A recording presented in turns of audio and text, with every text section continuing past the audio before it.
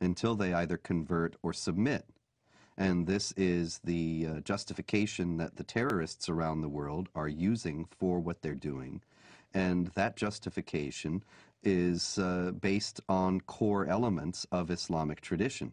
That being the case, it's very difficult for moderate Muslims, peaceful Muslims, to stand up within the Islamic community and to say this is not part of Islam.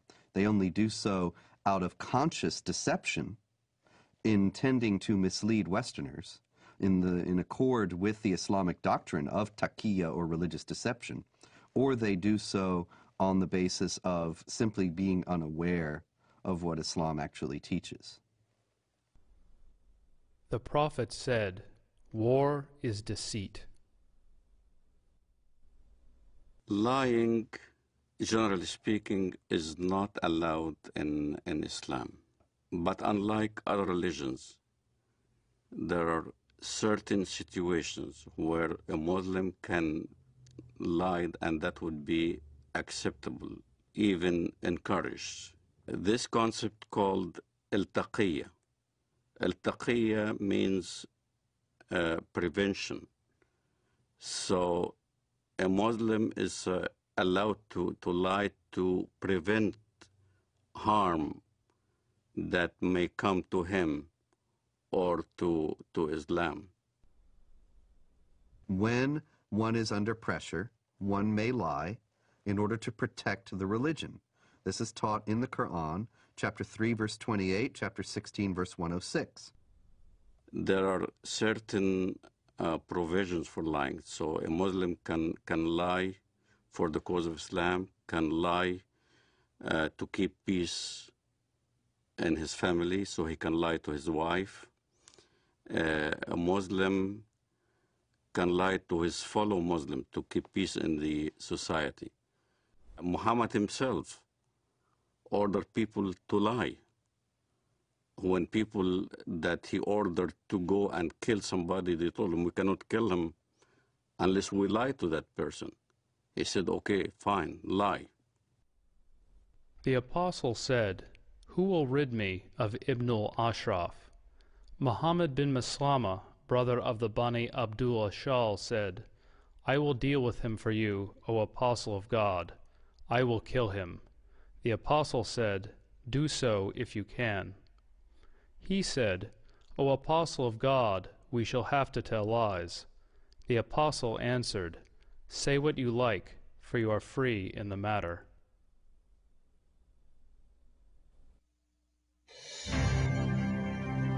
America is a land of diversity and service. I'm an African American. My forefathers overcame the trials of slavery. I am Native American. I am a journalist, wife, and mother. I'm of European heritage. One of my ancestors was a member of the Continental Congress. I'm Hispanic American. I've been a Girl Scout since I was 6 years old, and now I'm a troop leader. I served in our nation's armed forces, as have many of my relatives. My father served 2 tours of duty in Vietnam. Another fought for freedom at Gettysburg. 2 of my uncles fought for our country in the Korean War. And I am an American Muslim. And I am an American Muslim. And I am an American Muslim. I am an American Muslim. Muslims are part of the fabric of this great country and are working to build a better America. The spokesmen for Islam in the Western world know how to play the game. They know how to present their cause in the way that is not only regarded as acceptable by the societal mainstream, but also reasonable and even, one might say, just. They will appeal to democratic institutions and their human rights in the full knowledge that, given the power to do so, they would abolish those institutions and deny those rights to others. The Prophet said, "By Allah and Allah willing, if I take an oath and later find something else that is better than that, then I do what is better and expiate my oath." When I used to be working as a translator at the Loop College in Chicago, the fundraising for jihad movements, for the PA, the PLO at that time. We would do the translation for the announcements or the flyers that we hand out or we put on the walls of the college. And I remember the Arabic would be basically the facts. Bring your friends. We were intending to raise funds to support our jihad brothers in Lebanon, whether they're fighting in southern Lebanon against Israel or whatever. And then comes the English part. In the English part, it'd be the standard. We would be conducting a Middle Eastern cultural party. You're welcome. We will be serving lamb and baklava. So the West doesn't understand, as when we get together as a group, our conversations are different. As soon as a Westerner would come into the scene, then the whole conversation changes. It becomes palatable to a Western mind. When I used to go to work, let's say, during the Gulf War, I used to go to work at an American company.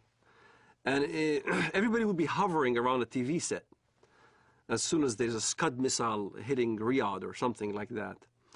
And everybody will be distraught, unhappy if a Scud lands in the American camp.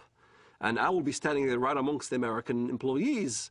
Oh, that's too bad, you know. Oh, that's too bad. I'm sorry that, you know, we had loss of life.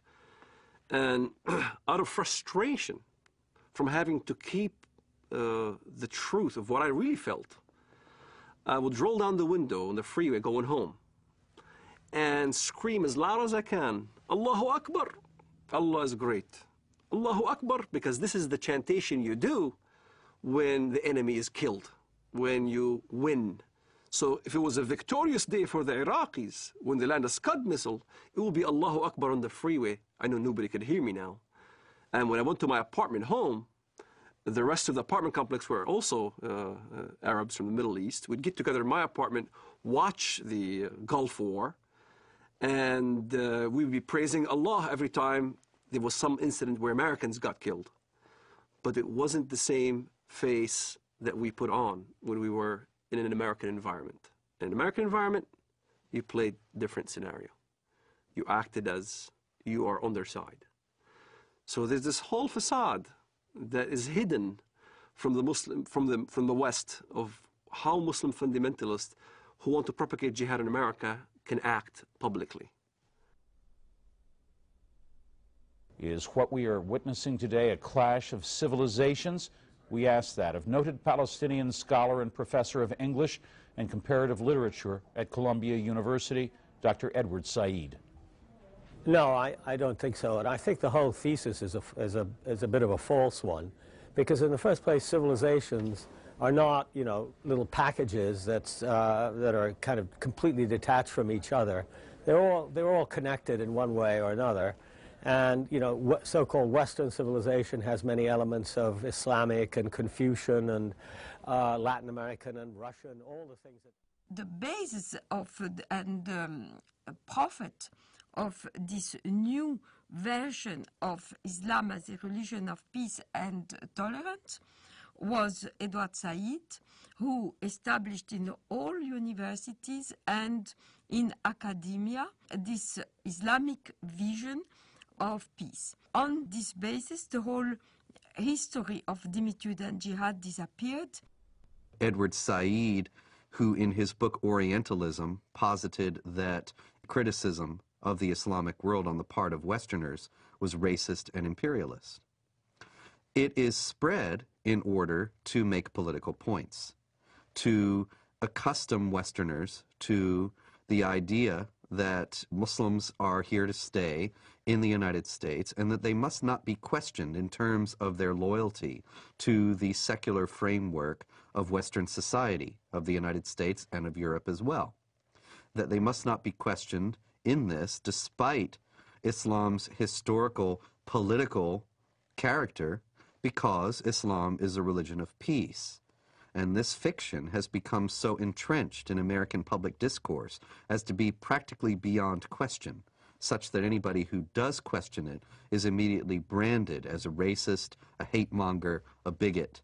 And this is a very effective tool in a country where racism is the cardinal sin above all, to silence any effective debate about